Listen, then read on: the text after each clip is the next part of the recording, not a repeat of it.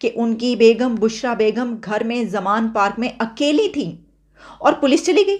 Police ने आगे 45,260 67 in fact एकड़ जमीन पंजाब गवर्नमेंट ने आर्मी को दी खेती करने के लिए। अच्छा, इमरान खान ने क्या कह दिया?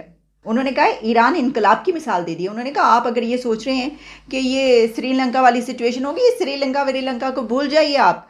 ये अब ईरान में जो इनकलाब आया था ये वो वाली सूरत हाल होगी। अगर साथ में वर्ल्ड की पहली आर्मी है जिसने ये खेती का दिमाग में लाई है कि हम खेती करने से वैसे तो पाकिस्तान में सबसे ज्यादा कुछ प्रोड्यूस होता है तो वो आतंकवादी प्रोड्यूस होते हैं। आतंकवादी तो भर के थोक के भाव में प्रोड्यूस करते हैं। ईरानी इनकलाब की बात करने का मतलब ये होता है कि आप कह रहे हैं कि लटका देंगे सबको। कुछ कसर दूसरों ने छेड़ दी। पाकिस्तान को $90 बिलियन देना है। तो फिर आपके बारे में जो ये बात कही जाती है कि आप जैसे ही आएंगे, अगर आप आ गए तो आपने चौकों में खड़े कर करके जो है वो कोड़े लगाने। और इंटरनेशनल कम्युनिटी का जो $90 बिलियन शायद उनके पास अभी तो नहीं है कोड़े, तो फिर लोग तो कह रहे हैं कि इन्होंने चौकों में लटका देना है, फांसियां देनी है अपने मुखालिफ। लेकिन देना अगले 3.5 साल में।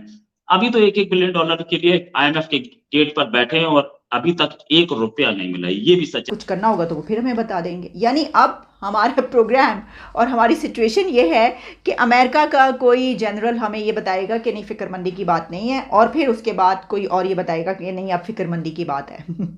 अब रोटी खाना भी मुश्किल हो जाएगा आर्मी के लिए, क्योंकि लोगों के लिए, क्योंकि आर्मी प्रोड्यूस करेगी और आर्मी रेट तय करेगी। ये भूखे मरने वाली कौम है, ये भूखा मरने जा रहे हैं। ये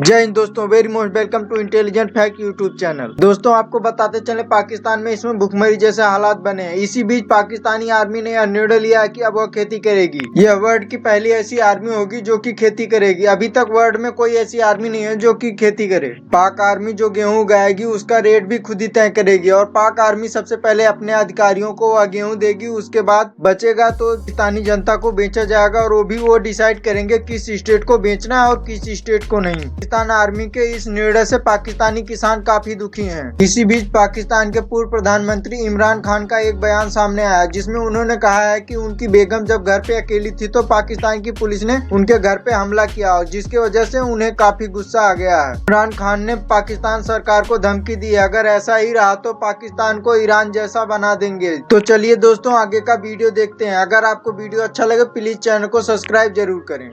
कि उनकी बेगम बुशरा बेगम घर में जमान पार्क में अकेली थी और पुलिस चली गई। पुलिस ने धावा बोल दिया। उन्होंने कहा वो एक मजहबी खातून, एक परहेजगार खातून, उनका सियासत से क्या काम, क्या ताल्लुक, घर में अकेली थी। खून खौल उठा है इमरान खान साहब का कि उनकी बेगम घर में अकेली थी। और फिर उन्होंने कहा मुलाजिम थे सिर्फ। अब मुलाजिम अगर 15-20 भी हैं उनके घर में तो इट्स ओके, फिर भी अकेली ही हुई ना वो। तो उन्होंने कहा अकेली थी, खौफजदा हो गई होंगी, क्या हाल हुआ होगा उनका। तो इमरान खान ने क्या कह दिया? बात श्रीलंका से निकलकर अब पहुंच चुकी है ईरान तक। उन्होंने कहा ईरान इनकलाब की मिसाल दे दी। उन्होंने कहा आप अगर ये सोच रहे हैं कि ये श्रीलंका वाली सिचुएशन होगी, ये श्रीलंका को भूल जाइए आप। ये अब ईरान में जो इनकलाब आया था ये वो वाली सूरत हाल होगी। अगर ये सिचुएशन आउट ऑफ कंट्रोल हो गई, हाथ से निकल गई, तो ईरान में जो इनकलाब आया था वैसा इनकलाब पाकिस्तान में आएगा। आप इमरान खान ईरानी इनकलाब का सपना पाकिस्तान में देख रहे हैं, लेकिन क्या खान साहब को ये मालूम है कि ईरान के साथ उसके बाद क्या क्या कुछ हो चुका है? वो इनकलाब और ईरान के जितने भी लीडर्स आते हैं कि वो उनकी तस्वीरें वायरल हुआ करती थी कि उन्होंने जो कपड़े पहने हुए हैं, जो शर्ट है वो कहीं से फटी हुई है, जो पैंट है वो पता नहीं कितने साल पुरानी है, और जिस जगह पर वो रहते हैं वो वहाँ कैसे उनका घर है, वो क्या खाते हैं, खजूरें खा के कितने कितने दिन तक गुजारा करते रहते हैं, वो पानी और खजूरों पे कितना अरसा अपने आप को चलाते रहते हैं, और किस सब जिस बनीगाला में रहते हैं वो कितने सैकड़ों कनाल पे फैला हुआ है, क्या उनको ये खबर है? क्या ईरानी इनकलाब की बात करने का मतलब ये होता है कि आप कह रहे हैं कि लटका देंगे सबको। तो फिर आपके बारे में जो ये बात कही जाती है कि आप जैसे ही आएंगे, अगर आप आ गए तो आपने चौकों में खड़े कर करके जो है वो कोड़े लगाने। और कोड़े तो फिर लोग तो कह रहे हैं कि इन्होंने चौकों में लटका देना है, फांसियां देनी है अपने मुखालफिन को। तो ये वाली फिर बात जब आप करते हैं तो वो फिर सच साबित हुई होती हुई नज़र आती है। और वहाँ पे कितनी सैंक्शंस लगी हैं, तो पाकिस्तान पे पहले जो हालात हैं, तो फिर आप ऐसा करें, अपनी कुटिया जो है वो कहीं पर बना लें, छोटी मोटी झोंपड़ी में पहले से रहना शुरू कर दें प्रैक्टिस के लिए। पहले तो तमाम रूलर्स को ये चाहिए, और जो ये कह रहे हैं ख़ास तौर पर उसको तो ये ज़रूर चाहिए कि अपना जो लाइफ स्टाइल है वो फिर वैसे ही करे जैसे वहाँ के उसके बाद था। ठीक है, उन्होंने बादशाहत ख़त्म करके अगर वो लेकर आए तो उन्होंने ज़मीन पर एक बहुत ही दरवेश और फ़कीर की तरह रह कर दिखाया। तो आप भी ऐसा कर लें सर। गोश्त खाने वाले और गोश्त से नीचे कम बात न करने वाले और देसी खाने वाले और सैकड़ों कनाल के महलों में रहने वाले ये बात करते हुए अच्छे नहीं लगते।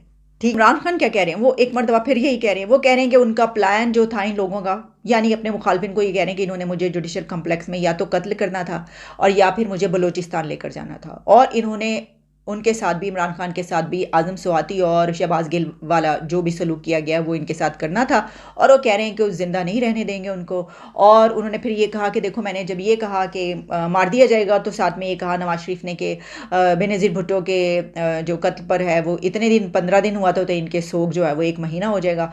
अब प्रॉब्लम ये है कि आप माजी में इमरान खान नवाज शरीफ के साथ जो कुछ कर चुके हैं वो उनको बस मार ही चुके थे, वो तो बच बचा के चले गए, वरना जो कुछ उनके साथ किया है। तो आपका जब जानी दुश्मनी बन जाए, सियासत पॉलिटिक्स जो है जब जानी दुश्मनी बन जाए, तो फिर क्या होता है? फिर तो यही होता है कि जो आपने किया है, तो आपके मुखालफिन तो कह रहे हैं कि हमें, यानी आप देखें ना, कुलसूम नवाज उसी दौरान वो जो है वो कब्र में पहुंच गई, दूसरे लोगों को कब्र के दहाने तक आपने ले जाकर खड़ा कर दिया था।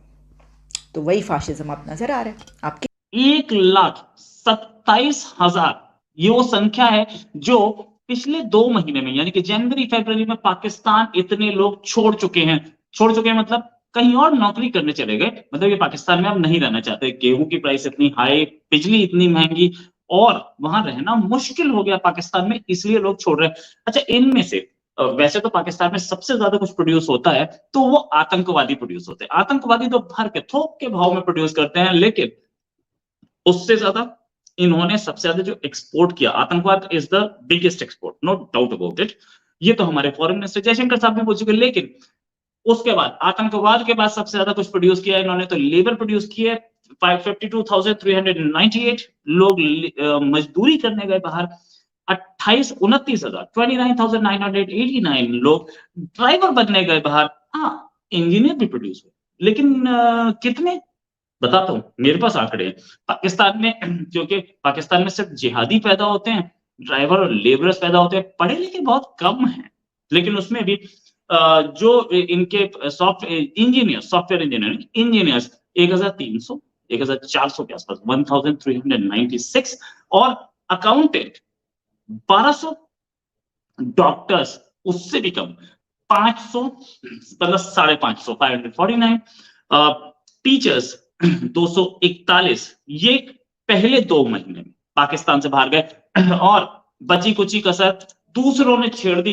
पाकिस्तान को $90 बिलियन देना है इंटरनेशनल कम्युनिटी का, जो $90 बिलियन शायद उनके पास अभी तो नहीं है, लेकिन देना अगले 3.5 साल में। अभी तो $1 बिलियन के लिए IMF के गेट पर बैठे हैं और अभी तक ₹1 नहीं मिला। ये भी सच है। टेक्सटाइल इंडस्ट्री की हालत ये है कि जो उसने लोन्स दिए थे अपने आप को बचाने के लिए, वो पैसा देने के लिए भी नहीं हो सका। टेक्सटाइल इंडस्ट्री कंगाल हो चुकी है। हाँ, इंडिया से सस्ता कॉटन वो खरीदेंगे नहीं, क्यों? कश्मीर 370 वापस लगाइए, कश्मीरी हमारे भाई हैं, हम भूखे मर जाएंगे, पर 370 लगा के छोड़ेंगे। और प्राइम मिनिस्टर मोदी बैठे हैं, डेप्यूटी एम्बेसडर या डेप्यूटी हाई कमिश्नर ने कल कराची में ये बोला कि भाई इंडिया ने बंद नहीं किया ट्रेड, आपने बंद किया है। हम तो, हमारी तरफ से तो ट्रेड अब भी खुला है, लेकिन कि वो कर्जे नहीं दे पा रहा। 1980 के बाद 13वां बेल आउट है पाकिस्तान के लिए ये IMF का, और स्टेलवे बेल आउट पे शर्तें बहुत स्ट्रॉन्ग रखी गई है। आगे 45,260 67 इनफैक्ट एकड़ जमीन पंजाब गवर्नमेंट ने आर्मी को दी खेती करने के लिए। अच्छा, ये बहुत बढ़िया है। जिसका काम है बंदूक चलाना, वो खेती हल चलाएगा। तो हल चलाने वाला क्या बंदूक चलाएगा? बिल्कुल सही, हल चलाने वाला ही बंदूक चलाएगा वो। लेकिन चलाएगा किसके साथ, किसकी कमांड में? आर्मी चीफ की कमांड में नहीं। जो खेती मजदूर कर रहे हैं, जो खेती हर मजदूर हैं, वो अब बंदूक चलाने पे आ चुके हैं, लेकिन कमांड उनको करते हैं हाफिज सईद, उनको मसूद अजहर कमांड करते हैं। ये रोल रिवर्स है। अच्छा, पाकिस्तानी आर्मी ने हर चीज आउटसोर्स कर दी, लड़ना भी आउटसोर्स कर दिया, वो हाफिज सईद को और मसूद अजहर को। और पाकिस्तान अपने पास क्या रखा? अपने पास खेती करेगी पाकिस्तानी आर्मी। सच ये, मैं नहीं बोल रहा, पाकिस्तानी गवर्नमेंट यानी कि पंजाब गवर्नमेंट पाकिस्तान की, उसने दिया। इंडिया में तो किसान खेती करते हैं भाई, पाकिस्तानी गवर्नमेंट कैसे खेती करती रहे, हमें उससे क्या मतलब। और साथ में वर्ल्ड की पहली आर्मी है जिसने ये खेती का दिमाग में लाई है कि हम खेती करें। ये भी एक कहानी है इनकी कि इसके बाद होगा क्या। इसके बाद होगा ये कि जब प्रोड्यूस आर्मी करेगी गेहूं, तो उसका रेट भी वही तय करेगी, और वो अपने ऑफिसर्स को पहले दे देगी, उसके बाद अपने जवानों को देगी, उसके बाद वो पब्लिक को देगी। और अब रोटी खाना भी मुश्किल हो जाएगा आर्मी के लिए, क्योंकि लोगों के लिए, क्योंकि आर्मी प्रोड्यूस करेगी और आर्मी रेट तय करेगी। ये भूखे मरने वाली कौम है, ये भूखा मरने जा रहे हैं। ये पाकिस्तानी आर्मी को मुबारक, और हम भी देख लेंगे उनकी रोटी कैसी बनती है और क्या होता है और उनकी खेती कैसी होती है। इसी